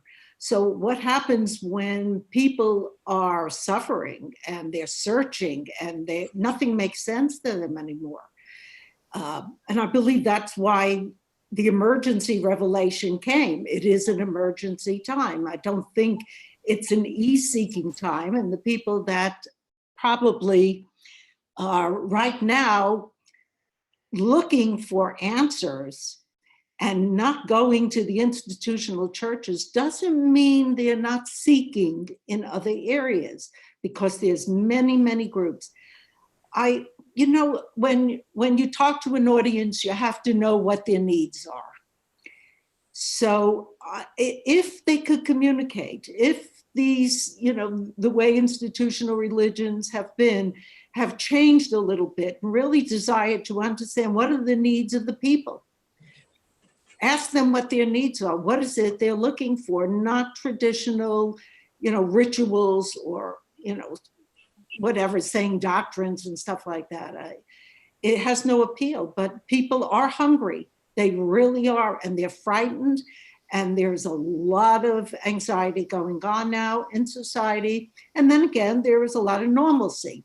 So it is this, this tug of war between holding on to the traditions and the past, what we know, because that's our foundation, and what is happening today. Well, because when I read about Europe and they're burning down Catholic churches, you don't hear it every single day in France. Another church has been burnt down. Do you hear outrage? What is going on? Everything is silent about it. We don't communicate, to the people about what's really happening. So what's the result of that? Fear-based. And then eventually people are going to find something or someone, and I hope it's not somebody deceptive, but somebody that is truly sincere in their soul and speaks out. You need to have that higher consciousness of society, or at least, a good deal of them, to want to change and be part of the struggle to make things better. But it isn't going to happen overnight, because from what I hear from people from Europe, and Urantia readers are saying they're afraid to speak out against anything because they don't want to be called names. It has gotten so bad, and you brought up a subject that is really, very profound right now.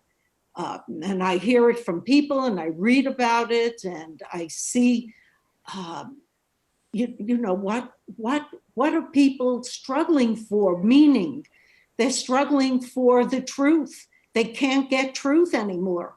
And they're really uncertain. There is no strong foundation, and they're being force-fed probably in institutions. The young people are being manipulated.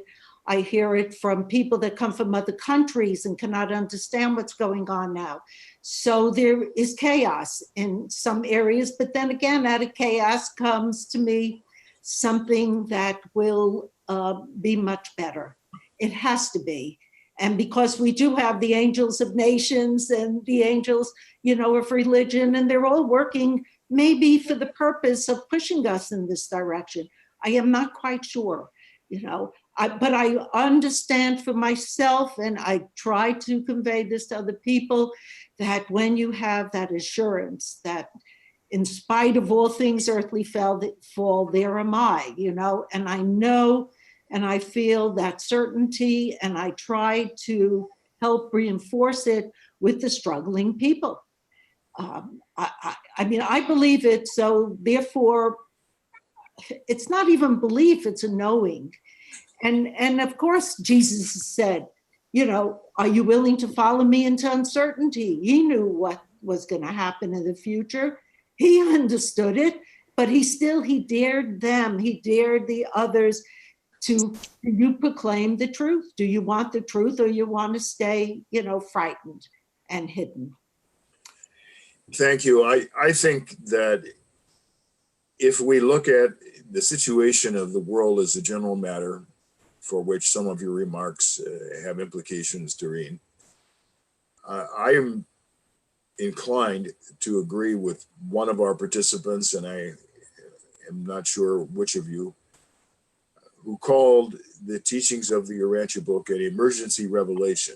I believe that the characteristics of this effort really were because of an emergency that the revelators perceived. And I've had some discussions in the past with individual readers of the Urantia book, and I think it has to do with the timeline that they associated with the word emergency. To some of them, an emergency is something that happens today and that has to be solved today because it's an emergency. But obviously, the revelators are looking at the progression of humanity from a much longer timeline.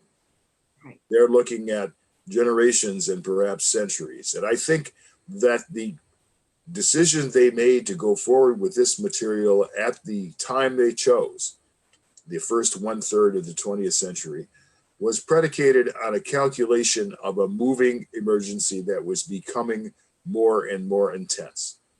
And that probably, from their perspective, and thankfully I agree with this, was inclined to get worse rather than better. And therefore, they did their best to provide this material as an impetus to positive developments in not only in spiritual matters, but across the whole realm of civilization. So yes, there was a consciousness of an emergency, in my opinion. This is my analysis, and you're not required to accept it. But I think it does harmonize with the comments of many of you that ultimately we have to be optimistic about the progression of human beings, that we have to be optimistic about the value of the true teachings of Jesus, the value of the faith of Jesus. We have to believe. We have to accept with confidence that these teachings, these realities will eventually prevail. Now, Stephen commented earlier, we do not know how long it will take. I think that's fair. We do not. Our timeline as individual human beings is far different from the timeline of the revelators. But it seems to me that the objective that they were seeking, to foster the progressive growth and development of all humanity across the entire realm of human experience, is one in which they took direct aim at when they put forward the teachings of the Urantia book. Well, that was an unusual departure for me into my own personal point of view, my own convictions. And I will give anyone who wishes the opportunity to speak differently or to add points in these regards. And I will ask any of you who wishes to speak to signify that. Well, may I? Yes, Charles. We had discussed its status, whether it's an emergency or not, before. And at that time, in that discussion, I came down on the side that it was not. However, listening to you, I think I have to modify. I mean, to be sensible about it, more sensible. Hopefully, I was somewhat sensible, and I want to be more sensible. I think what you've said deserves wider circulation, and I think it definitely merits close attention. And I'm inclined to modify my views as the emergency. I mean that I have to give up one conclusion, and as I consider the possibility of another. And as you were talking in this vein, I was thinking about the celestial governance of Urantia. We must be in some ways, a very strange case. I can't help but think, how could we not be? We are a shrine of Nebadon. We have a nickname or a name, World of the Cross. We're probably known now by many other worlds because Michael of Nebadon passed through here as a man among men. Furthermore, and he is, it's really his revelation. It's his symbol of the Trinity, the 3 blue circles that adorns the book. It's the only visual that was given to us. No maps, no pictures, no other symbols but that symbol. It's very interesting, it seems to me. It's all interconnected. We have the 4 and 20 Council, made up not just of former mortals, but midwayers and Adam and Eve and so forth. We have the Master Seraphim. When in closing, I have a comment about the Master Seraphim and us, students of the Urantia book. We have an Archangel Divisional Headquarters, apparently in Yosemite or somewhere near the great trees. We have the Most Highs that can intervene at will, even without an explanation, and take over the reins of governance for however long they wish to. All of which tells me that we have been in grave jeopardy, and that it's pretty obvious to, I'm an historian basically and a teacher of history. The 20th century, that's the only civilization they call by name, 20th century civilization, as I recall in the whole book. A lot of different types of forces converged. It's the first time that war was outlawed. Yes, it's an idealistic statement, but nonetheless it was outlawed and signed by 50-some-odd nations, led by the United States and France. Initiatives by President Coolidge and under his authority and the French government. We have the first true international organization, League of Nations, replaced by the second true international organization. It's international. It's not a world government, but it's an international association. But nonetheless, it happened in the 20th century. The human population of Urantia apparently doubled in the 20th century. That's extraordinary. That's simply extraordinary. There are a lot of factors, including modern medicine and all that. We have totalitarianism, which is a dreadful affliction of communism, Nazism, fascism, now Islamic radicalism. These isms make thought itself a crime. And the Western democracies fought them and defeated them, at least the first three, and the fourth, and we're now fighting. So we're very much engaged as as 21st century is unfolds and is experienced. And I could go on. There's more amazing elements. We produce mass consumer cultures, mass societies, mass communication. It's remarkable. The world, as Dr. King put it, as Martin put it, technology, industry have made the world a neighborhood, but religion and ethics have failed to make it a brotherhood. There's tremendous tension in that. There's a numerous range of problems, macro and micro, stem from that contradiction, that inconsistency, that awful contrast. In all of this, there's great hope. I'll close with one example I think is majorly. The Master Seraphim and the study groups of the Urantia book. There are two axes that form a cross. The horizontal axis is between study groups, basically. That's with our fellow mortals who study this book, this fifth epical revelation. I'm absolutely committed to the reality of this, and I have been for over half a century. It's been a great blessing. Well, it's not just a privilege. It's more than a privilege and a responsibility. It's a blessing to have been involved.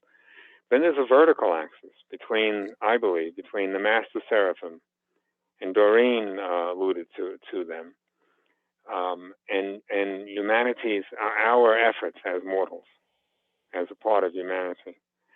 I believe we should reconceive the study groups in a more hopeful light as to the future destiny of Urantia. That is to say, through faith, living faith, and intelligent prayer, we should, as articles of faith and prayer, as much as we can consciously collaborate, at least do our best, and wish to collaborate and cooperate with the Master Seraphim. I believe they will return that. And so the world of the cross, which is an actual name that's revealed in the book, then can be fulfilled in a sense. The symbol becomes the substance that would make the symbol, the world of the cross, the name, the phrase, substantive. If we attempted as an article of faith in this generation and succeeding generations of students of the book to work, again, cooperatively with the Master Seraphim through, not entirely, but largely through our study groups. Because the study groups are the real schools, I believe. I'm speaking now as a teacher. This is where the best pedagogy is intelligent conversation. That's the most effective. Intelligent conversation between people, human or divine. It's the best pedagogy, very effective. Far more effective than lectures and so forth. And while avoiding a superstitious attitude toward all this,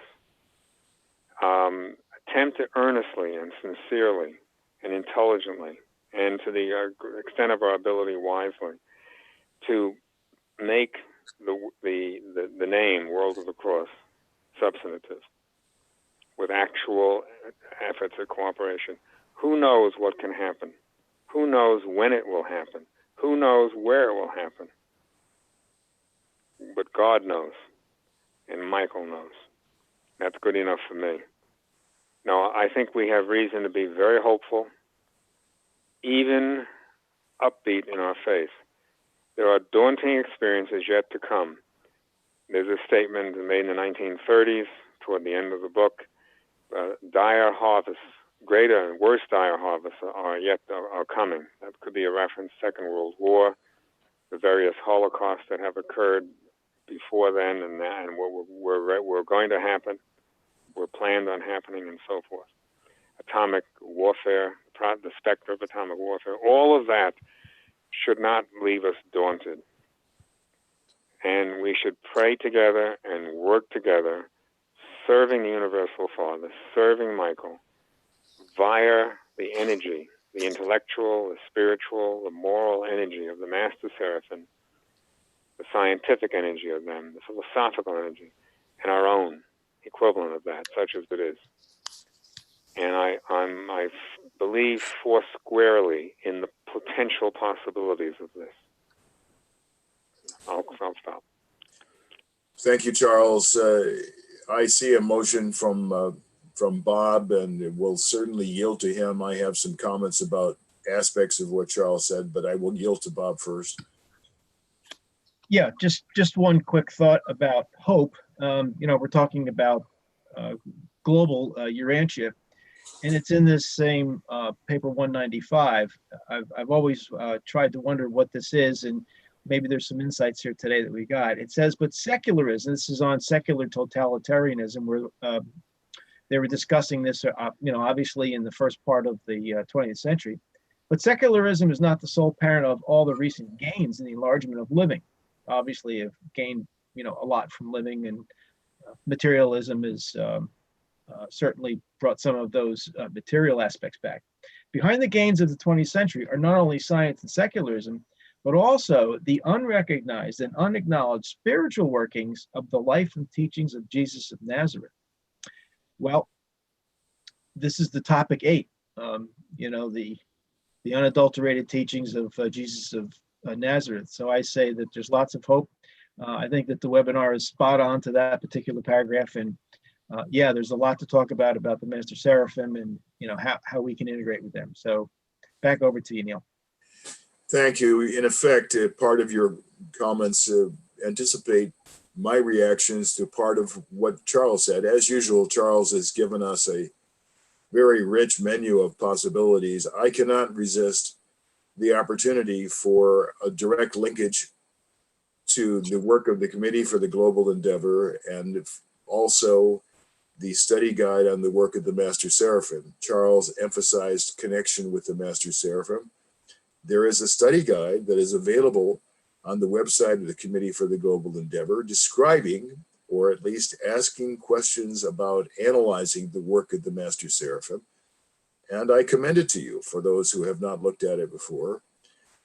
In addition, what may already be known to most of you is that the work of the Master Seraphim is the spiritual model for the Global Endeavor, for our plan for the Global Endeavor, an effort for human beings to contribute to the advancement and uplift of our planet in all regards, certainly to include spiritual aspects, but including all other aspects as well. So I think, Charles, you have given me the opportunity for these associations, and I appreciate that. I appreciate many other aspects of your comments too that I am not able to address given the time limits. And I would say that my original hope when we started the webinar today was that we would reach the discussion of the controversy between Augustine and Pelagius. We did not. We will do that next week. I would like to introduce it slightly by commenting on this person, Augustine. Now, in the Christian tradition, he is commonly identified as Saint Augustine. I will not do that because to use the title saint involves accepting the authority of the organization that conferred it upon him. But in any case, Augustine of Hippo, the bishop of that city, was a towering figure in the early history of Christianity, probably the paramount theologian in the western half of the Christian tradition.